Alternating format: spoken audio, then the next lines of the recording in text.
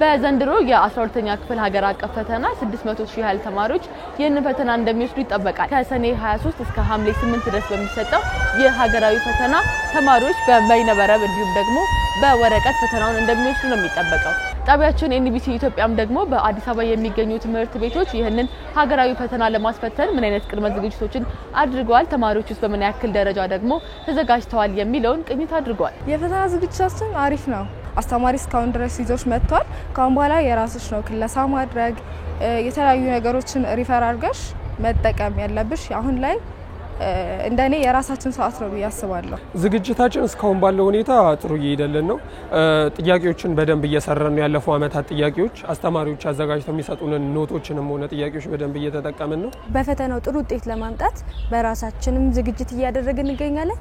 አስተማሪዎችም እየረዱን እኛም እንግዲህ በቤታችን መጨመር ያለብንን የተለያዩ ጥናቶችን እየጨመርን የተለያዩ ዝግጅቶችን እያደረግን ነበር እስካሁን ድረስ። 12ኛ ብቻ ለብቻ መምህራን ያለፉ አመታት ፈተናዎችን እንዲያሰሯቸው እሱ ስርዓተ ትምህርት መጻፍ ስለሚያስፈልጋቸው ትምህርት ቤቱ መጻፍ በማዘጋጀት የተለያዩ ወርክሺቶችን ፈተናዎችን መምህራን በየጊዜው ተማሪዎቹን እንዲያለማመዱ ፈተናው እስከሚፈተኑ ድረስ የሚቀጥል ነገር ነው ማለት ነው። ይሄ ዘንድሮ ልጆቻችን ቢያንስ ከ50% በላይ እናሳልፋለን ብለን እንጠብቃለን። ምክንያቱም ከመስከረም ጀምሮ ትኩረታችን ውጤትና ውጤት ነው። በቡድን በመሆን ጥናት ፕሮግራም አላቸው። እንደዚህም ደግሞ ቅዳሜና እሁድ ጭምር ላይብረሪ እየተጠቀሙ ልጆቻችን ጥናት ላይ ናቸው። ኤንቢሲ ኢትዮጵያ ቅኝት ካደረገባቸው ትምህርት ቤቶች መካከል የኮከበ ጽባ ሁለተኛ ደረጃ ትምህርት ቤት 632 እና ወይዘሮ ቀለም ወርቅ ጥሩነህ ሁለተኛ ደረጃ ትምህርት ቤት በቀንና በማታ መርሃ ግብር 390 ተማሪዎችን በዘንድሮ የ12ኛ ክፍል ብሔራዊ ፈተና ያስፈትናሉ። በእነዚህ ትምህርት ቤቶች የሚገኙ ተፈታኝ ተማሪዎችን በትምህርት ቤቶቻቸው የሚደረግላቸውን ድጋፍ ጠይቀናቸዋል። ትምህርት ቤቱ ሁሉንም ነገር እኛ ካጠናንና ካነበብን ማድረግ እንደምንችል እንደሚሳካ ነበረ በደንብ ሲደግፉ የነበረው በስነ ልቦና ዙሪያ ቅዳሜ ከኖርማሉ ትምህርት ውጪ ጥናት እንድናጠና እንዲሁም ደግሞ ቤተ መጻሕፍቱን በማመቻቸት እዛ ቤተ መጻሕፍቱን በማንኛውም ሰዓት እንድንጠቀም ምቹ አድርጎ ሁሌ ክፍት አድርጎ እሱ ነበር ሲያደርግልን የነበረው። ትምህርት ቤታችን በተለያዩ የአይቲ ላቦችን በመጠቀም እንድንለማመደው ክፍት ሆነውልናል። ያው ትምህርት ቤታችን በጣም ክትትል እያደረገልን ነው፣ እየደገፉን ነው። እኛም ደግሞ በሚችለው አንቀም በደንብ እነሱ የሚያደርጉልን ድጋፍ ውጤታማ ለመሆን በደንብ በርተን እየሰራን ነው። በአዲስ አበባ የሚገኙ ተማሪዎች ፈተናውን ሙሉ በሙሉ በኦንላይን እንደሚወስዱ ተነግሯቸዋል። ለዚህም ትምህርት ቤቶች ዝግጁ መሆናቸውን ገልጸዋል። ተማሪዎቹ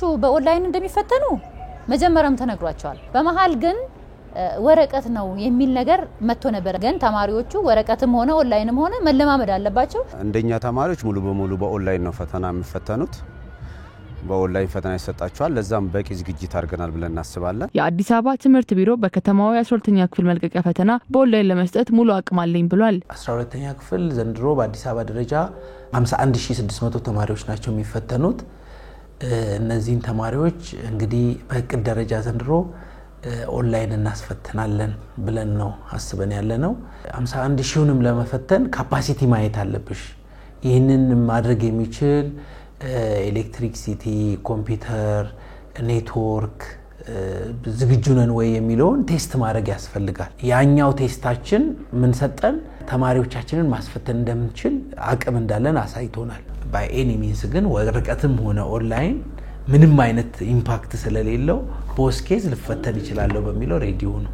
የ12ኛ ክፍል መልቀቂያ ሀገር አቀፍ ፈተናን ከሚወስዱ 600,000 ተማሪዎች መካከል 150,000 የሚሆኑት በበይነበረብ እንደሚፈተኑ የትምህርት ሚኒስቴር መግለጹ ይታወሳል። ከጣቢያችን ጋር ቆይታ ያደረጉት የ12ኛ ክፍል ተማሪዎች ብሔራዊ ፈተናውን በኦንላይን መውሰዳችን በጥራትና በቅልጥፍና እንድንሰራ ያስችለናል ብለዋል።